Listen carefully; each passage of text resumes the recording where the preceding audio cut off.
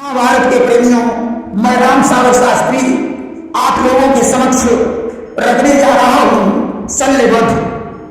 देखिए, भीमसेन ने दुशासन की भुजाएं उखाड़कर उसके रक्त से द्रौपदी के बाल बनवाए। द्रौपदी ने भीमसेन की प्रशंसा की। इधर अर्जुन और कर्ण का संग्राम जारी रहा। दोनों वीर भयंकर संग्राम कर रहे हैं। यद्यपि अर्जुन के बाणों से कर्ण का शरीर जर्जर हो गया, परंतु कर्ण के बाणों से अर्जुन भी व्याकुल हो रहे हैं। उनके घोड़े घायल हैं। भगवान कृष्ण के शरीर में भी कुछ बाण चुभे हुए हैं। बजरंगबली बेचैन हो रहे हैं।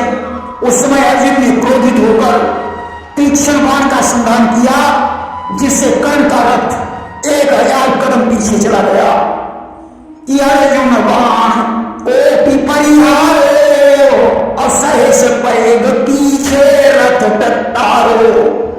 उस समय क्रोधित होकर कर्ण ने ऐसा बाण मारा कि अर्जुन का रथ 2.5 कदम पीछे हो गया।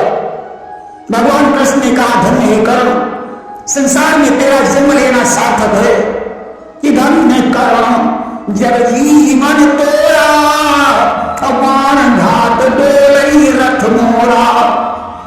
अर्जुन कृष्ण से कहने लगे, प्रभु हमने उसका रथ 1000 कदम पीछे हटा दिया, परंतु आपने हमारी कोई प्रशंसा नहीं की। उसने मेरा रथ 2.5 कदम पीछे हटा दिया, तो आप उसे धन्यवाद दे रहे हैं। भगवान कृष्ण ने कहा, अर्जुन भीष्म पितामह के पास ब्रह्मचर्य का बल था, परंतु कर्ण के पास दानवीरता का बल है। सुमेरु पर्वत के समान नंदी घोष रथ की ध्वजा पर परम बली हनुमान विराजमान है। त्रिलोकों का भार लिए हुए मैं रथ पर बैठा हूं। नीचे शेष नाग का सहारा है, फिर भी कर्ण ने रथ को 2.5 कदम पीछे हटा दिया। तुम्हें इस विषय पर विचार करना चाहिए। आज दोनों तरफ से बाणों की वर्षा हो रही है। अर्जुन के बाणों से साथ ही शल्य भी घायल हो गए। आज कर्ण ने नील बाण निकालकर धनुष पर रखा। यह बाण दुर्वासा ऋषि का दिया हुआ बाण था। इस बाण की अगर हम तुलना करें तो यह चुनचुक सिर के समान था। कर्ण ने कृष्ण से कहा, मोहन अब अर्जुन की रक्षा कीजिए, अन्यथा उसके प्राण जाने वाले हैं। इतना कहकर उसने नील बाण का संधान कर दिया।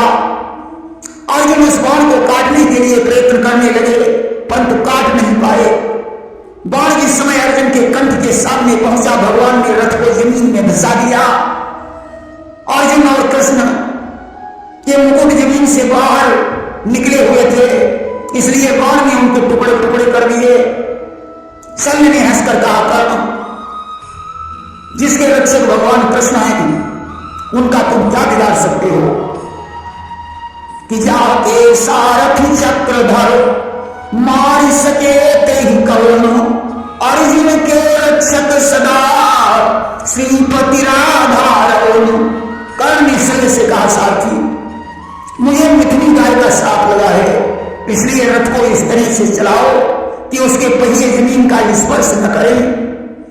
कि नभ विराट के नगर से हाय मिथुनी का साप, मेरा रथ इस समर में अटक जाएगा आप। शल्य ने वैसा ही किया। रथ चल रहा है, परंतु उसके पहिए जमीन का स्पर्श नहीं कर रहे हैं। अब तो कर्ण ने विशाल संग्राम किया। तमाम वीरों के मस्तक काट दिए। पृथ्वी रुंड मुंडों से पट गई। सोने की धार बहने लगी। सेना में हाहाकार मच गया। भगवान कृष्ण भी घायल हो गए। चारों तरफ बाण ही बाण दिखाई दे रहे हैं।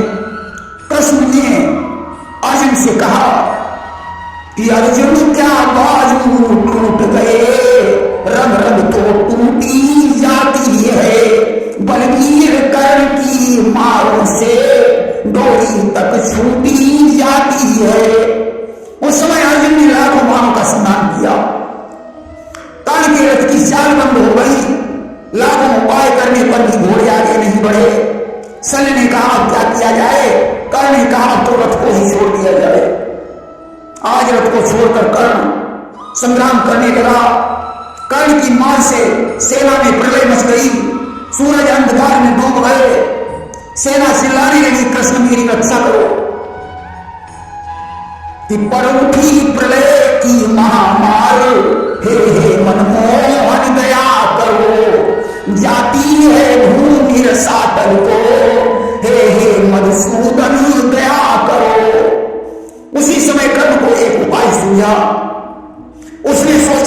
युद्ध करना ठीक नहीं है, लाओ एक बार फिर रथ को चलाने का प्रयास करते हैं।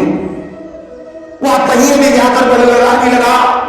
भगवान कृष्ण ने अर्जुन से कहा, अब क्या देखते हो पार्थ,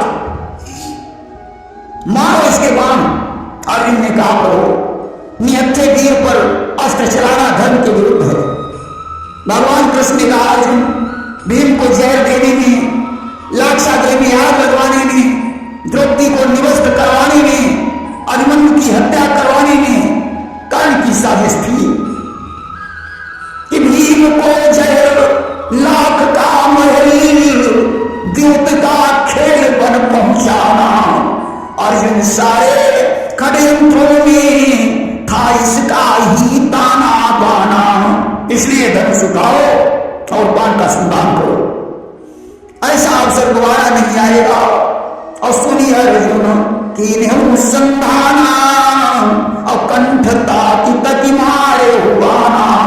अर्जुन ने कर्ण के कंठ में बाण मारा, कर्ण का प्राणांत हो गया। देखिए कर्ण के पास कुंडल और कवच तथा परशुराम के 5 बाण बने रहते तो कर्ण कभी मारा नहीं जाता। मिथुनी गाय का श्राप, एक ब्राह्मण का श्राप तथा सिंचुक सर का श्राप, ये सभी कारण रहे। जो भी हो, कर्ण की मृत्यु के साथ संग्राम बंद हो गया। कर्ण के मरने पर दुर्योधन बहुत दुखी हो गया, विचार करने लगा किसको सेनापति बनाया जाए। कृतवर्मा ने दुर्योधन को धीरज बनाते हुए कहा कि शल्य नरेश आई बलधारी और क्षत्रिय महावीर धनुधारी। अब शल्य को सेनापति बनाइए, वही इस नाव को पार लगा सकते हैं। दुर्योधन ने सेनापति का मुकुट शल्य के सिर पर रख दिया और कहने लगा, मामा अब इस संग्राम की नाव आपके सहारे है। शल्य ने कहा, मैं पूर्ण ईमानदारी के साथ इस वार को ग्रहण कर रहा हूं। मैं पांडवों को मारकर युद्ध जीतने की पूरी कोशिश करूंगा। और प्रातः हुआ धौसा बजाओ, चले वीर किलकार, अपने अपने पक्ष पर पहुंचे सब सरदार। प्रातःकाल पुनः युद्ध की तैयारी हो गई। आज अर्जुन और शल्य का, भीम और अश्वत्थामा का, सहदेव और शकुनी का, नकुल और कृतवर्मा का, धर्मराज और दुर्योधन का युद्ध होने लगा। आज तलवारों से तलवारें, बाणों से बाण और गदाओं से गदाएं टकरा रही हैं। हाथी घोड़े पैदल और रथी मारा मार कर रहे हैं। किसी का हाथ कट रहा है, किसी का पैर कट रहा है, तो किसी की गर्दन कट रही है। तमाम वाहन, तमाम वीर जूझ रहे हैं, खून की नदी बह रही है। इधर शल्य और अर्जुन का प्रकट संग्राम हो रहा है। दोनों आपस में बाणों की वर्षा कर रहे हैं। कृपाचार्य और धृष्टद्युम्न का युद्ध हो रहा है। शल्य ने बाणों की वर्षा करके अर्जुन के रथ के घोड़ों को घायल कर दिया। उन्होंने भगवान कृष्ण पर 80 बाण और हनुमान पर 1000 बाण चलाए। अर्जुन का शरीर भी शल्य के बाणों से आहत हो गया। अब अर्जुन को क्रोध आ गया। उन्होंने शल्य के ऊपर तमाम बाण संधान कर दिए। अब 8 बाण ते रथ हन्यु तुरंत सर्वीस, एक बाण एक विधि चलो कटियो सारथी शीश। उन्होंने 20 बाणों से शल्य के घोड़ों को मार डाला, 8 बाणों से रथ को तोड़ दिया, 1 बाण से शल्य के सारथी का संहार कर दिया। शल्य दूसरे रथ पर सवार हुए और क्रोधित होकर अर्जुन पर बाण की वर्षा करने लगे। उधर भीमसेन गदा लेकर कौरव सेना का संहार कर रहे हैं।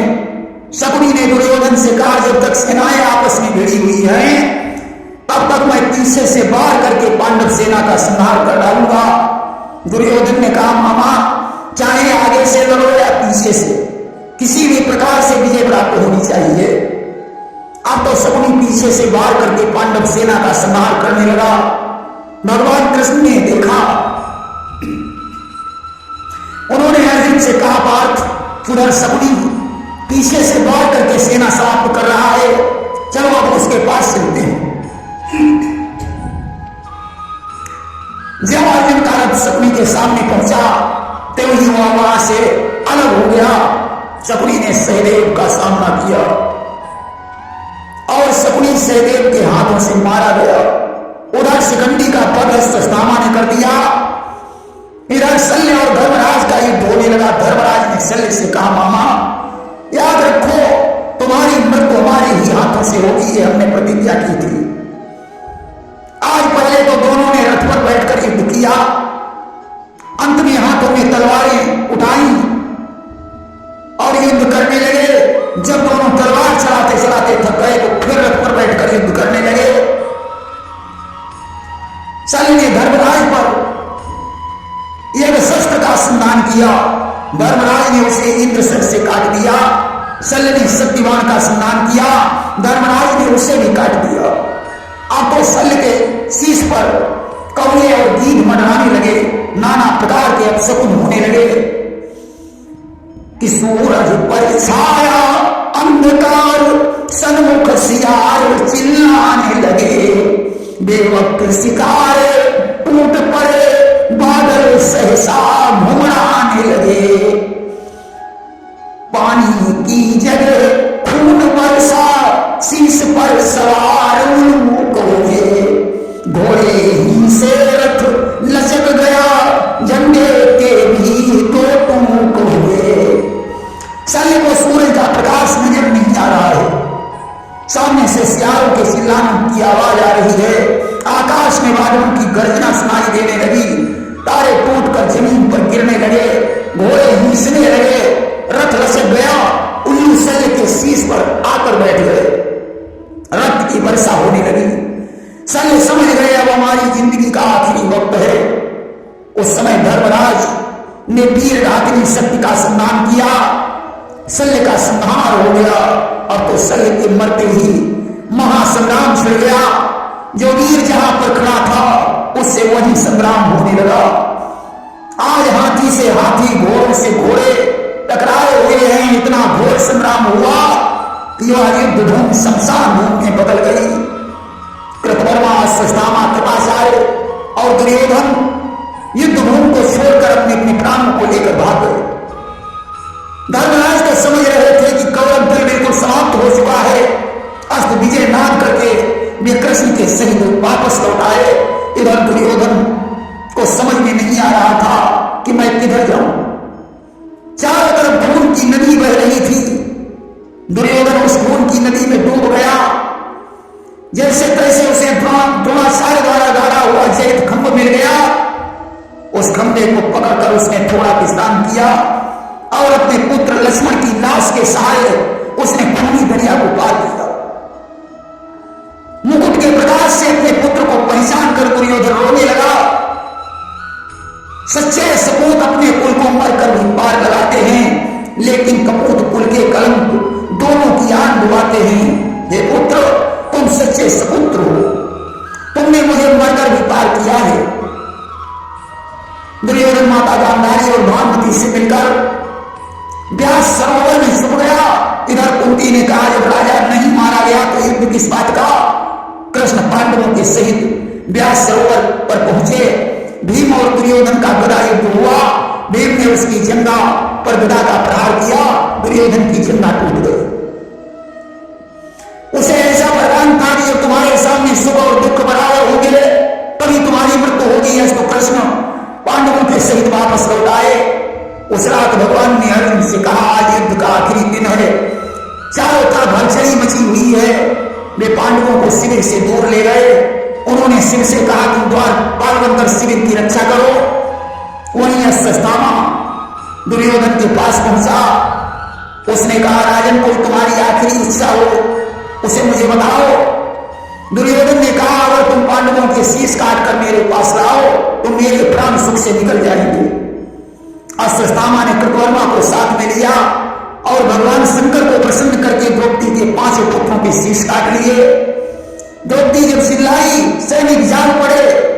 वे सब अश्वत्थामा और कृतवर्मा के हाथों से मारे गए कि भारत माही अब बचे रह जेते, अब निशा युद्ध माजूझे पेटे। अश्वत्थामा ने शीश ले जाकर दुर्योधन के पास रख दिया। उसने मुकुट के प्रकाश से देखा तो उसे बहुत दुख हुआ।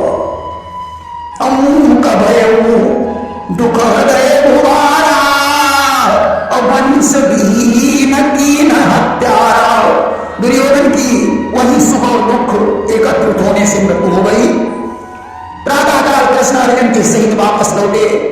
डेरों की हालत देखकर उन्होंने अश्वत्थामा को तलाश किया। अश्वत्थामा से उनकी भेंट हो गई। उसने अर्जुन पर संजी सर चलाया। भगवान ने उस बाण को निगल लिया। अर्जुन ने उसे नाग पास में बांधकर द्रौपदी के सामने उपस्थित किया। द्रौपदी ने उसे छोड़ देने के लिए आग्रह किया। अर्जुन ने उसका मस्तक चीरकर मणि निकाल ली और उसे छोड़ दिया। इसने अर्जुन पर ब्रह्मास्त्र चलाया, जिसकी ज्वाला से उत्तरा का गर्भ जलने लगा। भगवान ने उत्तरा के गर्भ की रक्षा की, जिससे आगे चलकर परीक्षित जी का जन्म हुआ था। अब कृष्ण ने धर्मराज से कहा, राजन, धृतराष्ट्र और गांधारी के पास चलकर अब उन्हें सांत्वना प्रदान करो। उन्होंने लोहे की मूर्ति का निर्माण करवाया और पांडवों के सहित धृतराष्ट्र के पास पहुंचे। धृतराष्ट्र से बोले, युद्ध भूमि में धर्मराज की विजय हुई है। दुर्योधन भीम के हाथों से मारा गया। धृतराष्ट्र ने कहा, ओ भीम, मैं तुम्हारी वीर भुजाओं का चुम्बन करना चाहता हूं। भगवान ने वो लोहे की मूर्ति रख दी। धृतराष्ट्र ने उसे हाथों से कसकर पकड़ा। मूर्ति चूर्ण हो गई। अब गांधारी के सामने पहले धर्मराज को पहुंचाया। उसके महातेज से धर्मराज के नाखून टूट गए। यहीं पर गांधारी ने भगवान कृष्ण को श्राप दिया कि तुम्हारी आंखों के सामने सारा ये वंश समाप्त हो जाएगा और तुम उसकी रक्षा नहीं कर पाओगे। गांधारी से मिलकर हस्तिनापुर में धर्मराज का अभिषेक हुआ। द्रौपदी रानी बन गई कि मंगल मुखियों ने मोह सहित मंगल आरती उतारी है। दाएं दिशि धर्म सुशोभित है, बाएं दिशि द्रौपद दुलारी है। इधर तो राज तिलक की खुशी में ढोल नगाड़े बज रहे हैं, उधर धृतराष्ट्र अपने पुत्रों के शोक में विलाप कर रहे हैं।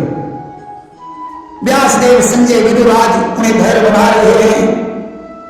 आखिरकार धृतराष्ट्र ने कृष्ण से कहा, ये सायवाज उठाकर महाभारत में मरने वालों की मृत्युओं को ठिकाने लगवा दीजिए। अस्त्र सायवाज उठवाकर आज सभी लोग कुरुक्षेत्र में पहुंचे। उनके साथ तमाम नारियां विलाप करती हुई कुरुक्षेत्र में अपने अपने पतियों का शीश ढूंढने लगी। जहां कौए, गीध और सगारों की भीड़ लगी हुई है। सत्य कहा गया है कि पनघट ने कितने घट लूटे, पनघट को इसका पता नहीं। मरघट ने कितने घर लूटे, मरघट को इसका पता नहीं। आज कुरुक्षेत्र की भूमि शमशान भूमि बनी हुई है। कुछ देवियां अपने पतियों के शीश के साथ सती हो गई। जिनके कुल में कोई नहीं बचा था, उनकी प्रतिक्रिया युधिष्ठिर ने अपने हाथों से की। यहीं पर कुंती ने धर्मराज को बताया कि कर्ण भी तुम्हारा भाई था। धर्मराज ने स्त्री जात को साथ दे दिया कि आज से उसके पेट में कोई भी बात नहीं ठहरने पाएगी। कर्ण को जलदान देने के पश्चात घर लौटे, परंतु धर्मराज का दुख दूर नहीं हुआ। भगवान कृष्ण ने द्रौपदी सहित भीष्म के पास ले गए, जहां भीष्म ने उन्हें नाना प्रकार की कथाएं सुनाई। धीरे धीरे फागुन का महीना आ गया। भीष्म अपना शरीर छोड़कर स्वर्गधाम को चले गए। अब तो धर्मराज और दुखी हो गए। उस समय व्यासमुनि ने अश्वमेध यज्ञ करने की सलाह दी। दिग्विजयी घोड़े को लेकर बहुत से राजाओं से युद्ध हुआ। मणिपुर में अर्जुन का चित्रांगदा के पुत्र बभ्रुवाहन के साथ युद्ध हुआ। देखिए, चित्रांगदा मणिपुर नरेश चित्रवाहन की पुत्री थी। सरोवर पर स्नान करते समय अर्जुन की भेंट चित्रांगदा से हुई थी। चित्रांगदा को विवाह करने के लिए अर्जुन ने वचन दिया था। अस्तु इंद्रप्रस्थ में भवन बनवाने के पश्चात उन्होंने चित्रांगदा से विवाह किया। चित्रवाहन ने एक शर्त रखी कि चित्रांगदा का पुत्र ही मेरे राज्य का उत्तराधिकारी बनेगा। अर्जुन मणिपुर में कुछ दिनों के लिए ठहर गए और गर्भवती चित्रांगदा को छोड़कर लौट आए। आज बभ्रुवाहन मणिपुर का राजा बन चुका था। देखिए, चित्रांगदा के विवाह से पूर्व अर्जुन ने नागलोक में जाकर नागसुता उलूपी से विवाह किया था और उसे साथ में लेकर मणिपुर आए और चित्रांगदा से विवाह किया। चित्रांगदा और उलूपी सहित कुछ दिनों तक मणिपुर में रहे। गर्भवती होने के पश्चात अर्जुन इंद्रप्रस्थ को चले गए। उलूपी ने इरावत को और चित्रांगदा ने बभ्रुवाहन को जन्म दिया। इरावन किन्नरों का देवता बन गया और बभ्रुवाहन मणिपुर का राजा बना। आज उलूपी ने बभ्रुवाहन को अर्जुन से युद्ध करने के लिए प्रेरित किया। परिणामतः अर्जुन बभ्रुवाहन के हाथों से मारे गए। चित्रांगदा विलाप करने लगी। उस समय नागलोक में संजीवनी मणि राजा वासुक के पास में उपलब्ध थी, जिससे मरे हुए नागों को जीवित किया जाता था। उलूपी ने संजीवनी मणि का ध्यान करके अर्जुन के प्राण की रक्षा की। दिग्विजय के पश्चात यज्ञ पूर्ण हुआ। धर्मराज का भारत में एक छत्र अधिकार हो गया। प्रेम सोले वृंदावन बिहारी लाल की जय।